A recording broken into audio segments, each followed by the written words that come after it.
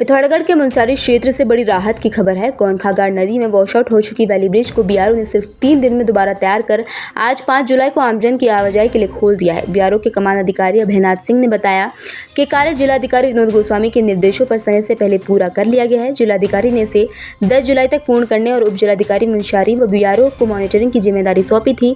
अपर जिलाधिकारी योगेंद्र सिंह ने पुल निर्माण कार्य की निगरानी की और कार्य पूर्ण होने पर बीआरओ एवं प्रशासन की सराहना की। जिला प्रशासन ने 3 दिन में पुल निर्माण को एक उत्कृष्ट उपलब्धि बताया है। उत्तराखंड में त्रिस्तरीय पंचायत चुनाव को लेकर आज नामांकन प्रक्रिया का अंतिम दिन था। ग्राम प्रधान, क्षेत्र पंचायत सदस्य और जिला पंचायत सदस्य पदों के लिए पूरे राज्य में भारी गहमा-गहमी देखने को मिली। सुबह से ही नामांकन केंद्रों पर उम्मीदवारों और उनके समर्थकों का हजूम रहा। महिलाओं और युवाओं में भी खास उत्साह देखा गया। निर्वाचन कार्यालयों में दिन भर रौनक बनी रही और अंतिम समय तक नामांकन जमा करने का सिलसिला चलता रहा। अब 7 जुलाई 9 जुलाई तक नामांकन पत्रों की जाँच होगी, जबकि 10 व 11 जुलाई शाम 4 बजे तक नाम वापसी की अंतिम तारीख तय की गई है। मानसिक रूप से अस्वस्थ गुमशुदा व्यक्ति ललित सिंह दसौनी, जो 14 जनवरी को अपने घर ग्राम तल्ला भैंसकोट से लापता हो गए थे, उन्हें पिथौरागढ़ पुलिस ने सकुशल बरामद कर परिजनों को सौंप दिया है। पुलिस अधीक्षक रेखा यादव के निर्देशन और थानाध्यक्ष नाचनी मंगल सिंह नेगी के नेतृत्व में गठित टीम ने सभी प्रयास के विभिन्न माध्यमों से सूचना प्रसारित करने के बाद ललित सिंह को अल्मोड़ा जिले के थाना दनिया क्षेत्र के कलमट के अंदर पाया गया। नाचनी पुलिस की तत्परता, संवेदनशीलता और समर्पण के चलते सफलता मिली। परिजनों ने ललित सिंह की सकुशल वापसी पर पुलिस विभाग का आभार जताया। चमोली जिले से आई तस्वीरें सरकार के विकास के दावों की पोल खोल रही हैं। मिमरानी, स्कंद और एंगड़ी जैसे गांवों के लोग आज भी बुनियादी सुविधाओं से वंचित हैं। दसोरी और नंदनगर घाट ब्लॉक को जोड़ने वाले इन गांवों के लिए पुल की मांग ग्रामीण सालों से कर रहे हैं, लेकिन हर बार सिर्फ आश्वासन ही मिला। मजबूर होकर ग्रामीणों को उफनती नदी पार कर कंधों पर राशन ढोना पड़ रहा है। ये दृश्य साफ दिखाता है कि सरकारी फाइलों में भले ही विकास के आंकड़े दर्ज हो, लेकिन जमीनी हकीकत बिल्कुल अलग है। अब देखना होगा कि शासन प्रशासन कब जागता है और इन गांवों की सुध ली जाती है।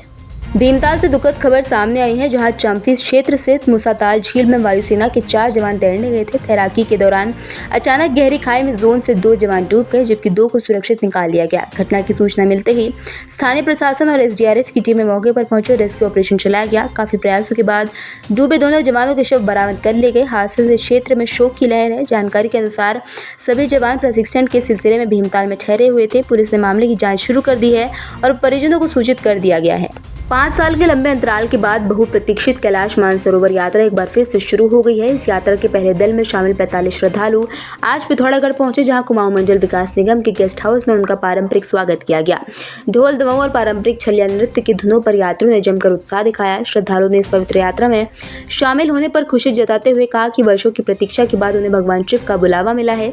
इस बार यात्रा को लेकर यात्रियों में खास उत्साह है, क्योंकि लिपुलेख तक सड़क बन जाने से अब उन्हें पैदल यात्रा नहीं करनी पड़ेगी। श्रद्धालुओं ने यात्रा को सुगम और सुविधाजनक बनाने के लिए केंद्र और राज्य सरकार का आभार जताया। यात्रा की पूरी व्यवस्था कुमाऊं मंडल विकास निगम द्वारा की जा रही है। सुरक्षा के दृष्टिगत से आईटीबीपी की टीम लिपुलेख तक साथ रहेगी। पहली बार एक 5 सदस्य डॉक्टर व कुक की टीम भी पूरे 18 दिन तक यात्रियों के साथ रहेगी। ये हम पिछले 4-5 साल से इंतज़ार थी हमें कि ये यात्रा फिर से शुरू हो। उससे पहले हमें भावना भी नहीं आई थी और इस यात्रा के बारे में इतना पता भी नहीं था। तो 2020-21 में हमें इस यात्रा के बारे में ज्ञान जब मिला, तो उसके बाद हमारी बड़ी प्रबल इच्छा थी। हमने 12 ज्योतिर्लिंगम किए अपने जो इंडिया में हैं, फिर अमरनाथ यात्रा करी और ये सब करने के बाद एक विचार मन में था कि ये जैसे ही खुलेगी ये यात्रा तो हम यहाँ आएंगे। और भारत सरकार के और मोदी जी के अथक प्रयासों से ये जो यात्रा फिर से शुरू हुई है, हम भारत सरकार का बहुत धन्यवाद करते हैं। उन्होंने जो अपने चाइना काउंटर पार्ट से इसको यात्रा को प्रारंभ किया। भारत सरकार के द्वारा जो MEA के माध्यम से इसे ऑर्गेनाइज किया गया है, ये 5 साल के बाद है।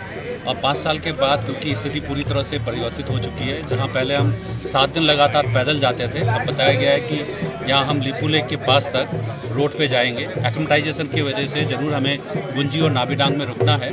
और साथ में बहुत लंबे समय से एक डिमांड थी यात्रियों की, पूर्व यात्रियों की, कि जब हम दूसरी तरफ तिब्बत की तरफ जाते हैं तो हमारे पास डॉक्टर्स और कुक अपने होने चाहिए।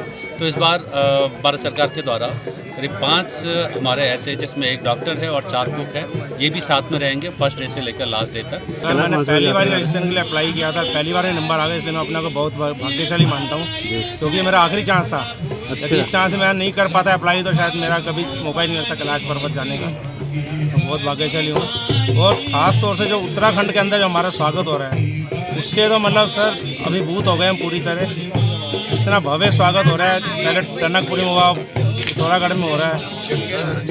मतलब हमारी खुशी जो कैलाश वाले जाने से दुगनी हो गई, मतलब दुगनी खुशी हो गई कि हमें इतना अच्छा स्वागत मिल रहा है, इतना सम्मान मिल रहा है, इतना प्यार मिल रहा है सब लोगों से। उत्तराखंड पुलिस में आईजी जैसे उच्च पद से सेवानिवृत्त होने के बाद श्रीमती बिमला गुंजियाल ने समाज सेवा की नई मिसाल पेश की है। उन्होंने अपने पैतृक गांव गुंजी विकासखंड धारचूला जनपद पिथौरागढ़ में निर्विरोध ग्राम प्रधान बनकर ग्रामीण विकास की कमान संभाली है। वर्षों तक प्रशासनिक सेवा में रहते हुए बिमला जी ने जिस प्रतिबद्धता और समर्पण से कार्य किया, वो ऊर्जा और अनुभव अपने गाँव की तरक्की में लाएंगे। उनका एक कदम केवल जनसेवा नहीं बल्कि महिला सशक्तिकरण की दिशा में भी एक बड़ा संदेश है। ग्रामीणों ने उन्हें समर्थन देकर ये स्पष्ट कर दिया है कि नेतृत्व का असली मूल्य निष्ठा और सेवा भावना में होता है। ये मेरे सौभाग्य की बात है कि 35 साल की सेवा के उपरांत, शासकीय सेवा के उपरांत मुझे अपने गांव गुंजी के लिए, जो वाइब्रेंट विलेज के नाम पर भी है और बहुत इंटीरियर में है, तो वहाँ पर सेवा करने का मौका मिल रहा है। और इस सेवा के पीछे जो सबकी भावना है, खासकर मेरे गुंजी ग्रामवासियों का, मेरे बड़ों का, मेरे साथियों का और मुझसे छोटे बच्चों का, सभी के आशीर्वाद से ये चुनौती स्वीकार करने का अवसर मिला। और इस चुनौती को स्वीकार करने के लिए जो विशेष बात थी कि मुझे किसी भी स्थिति में कोई लड़के कोई पद नहीं लेना था। बस गांव वालों के आशीर्वाद से, उनके एक तरीके से अनुरोध पे कहिएगा, मैंने कहा कि अगर निर्विरोध अगर हमारे गांव से चुनाव के लिए या चुनने के लिए अगर एक मत एक राय होते हैं, तो उसी स्थिति में मैं इस पद को स्वीकार कर पाऊंगी। तो ईश्वर की कृपा, सबके आशीर्वाद, सबके सहयोग, सबके त्याग की वजह से आज ये शुभ दिन भी आ गया है कि सभी लोगों ने एक राय होकर इस चीज़ को स्वीकार किया है। निर्विरोध अपने गांव के पद को प्रधान को बनाया है। और इससे खासकर मेरे गुंजी गांव का जो है, जो सबका सहयोग है, उसके लिए मैं बहुत आभारी हूँ। बहुत बहुत धन्यवाद ज्ञापन करती हूँ। उत्तराखंड के मुख्यमंत्री पुष्कर सिंह धामी ने आज खरीमा के नगरा तराई स्थित अपने खेत में पहुंचकर किसानों के साथ धान की रोपाई की और खुद हल चलाकर श्रम की सहभागिता निभाई। इस मौके पर उन्होंने पारंपरिक हुड़किया बोल के माध्यम से भूमिया देवता, इंद्रदेव और मेघ देवता का आह्वान भी किया। मुख्यमंत्री ने किसानों को अन्नदाता बताते हुए कहा कि वो न केवल हमारी अर्थव्यवस्था की रीढ़ है बल्कि संस्कृति और परंपरा की भी संवाहक हैं। मुख्यमंत्री की ये पहल किसानों के बीच काफी सराही गई। पिथौरागढ़ अधिवक्ता संघ के त्रैवार्षिक चुनाव में एक बार फिर पुराने नेतृत्व ने भरोसा कायम रखा। अधिवक्ता भवन न्यायालय परिसर में शनिवार को हुए मतदान में 170 में से 158 अधिवक्ताओं ने अपने मताधिकार का प्रयोग किया। सबसे बड़ी जीत अध्यक्ष पद पर मोहन चंद्र भट्ट ने दर्ज की, जो लगातार 7वीं बार इस पद पर निर्वाचित हुए। उपाध्यक्ष पद पर अनिल रौतेला ने चौथी बार जीत दर्ज की, जबकि सचिव पद पर पंकज शर्मा लगातार दूसरी बार विजय रहे। उपसचिव पद पर विनोद सिंह मतवाल और कोषाध्यक्ष पद पर संजय भट्ट ने बाजी मारी। मतगणना देर शाम तक चली और शांतिपूर्वक माहौल में संपन्न हुई। अधिवक्ता संघ के चुनाव को लेकर न्यायालय परिसर में दिन भर उत्साह और लोकतांत्रिक ऊर्जा का माहौल बना रहा।